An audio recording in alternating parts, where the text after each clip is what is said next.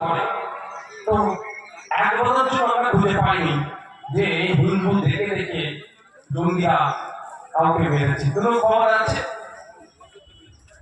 ধর্মীয় কারণে মুসলমানদের মেরেছে, ধর্মীয় কারণে আদিবাসী মেরেছে, বর্ণগত কারণে দলিতকে মেরেছে, এই ধরনের অনেক ঘটনা ঘটেছে।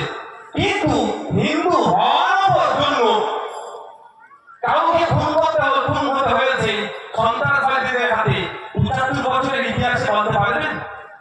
তাহলে এইটাই তো প্রশ্ন করার টাইম।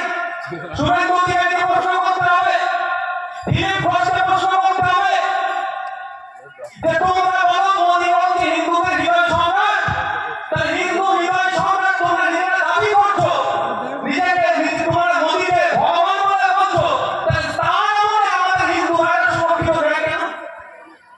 তার আমলে রয়েছে না কেন? মোদী আমাদের হিন্দু ভাই সুরক্ষিত নয়। এই জবাব পেলে তো আগে মোদীকে দিতে হবে। ও জবাব দিতে পারবে না বলে আপনারা আমার মধ্যে ধর্মীয় লড়াই লাগিয়ে দেওয়ার চেষ্টা করছে। আমাদের প্রশ্ন করতে হবে যে এসে জিজ্ঞাসা করে তারপরে মানল। যেই কাশ্মীরে 5 মিনিট 7 মিনিট 5 মিটার 10 মিটার ছাড়া ছাড়া সেন্ট্রাল ভোট থাকে, সেই মতো জায়গাতে একটা পার্কের মধ্যে ঢুকলো, পার্কের দরজা দিয়ে লোককে জিজ্ঞাসা করে করে মারলো, 2 ঘন্টার মধ্যে তারা ঘায়েল হয়ে গেল। তখন আর্মি কোথায় ছিল? সেন্ট্রাল ভোট কোথায় ছিল?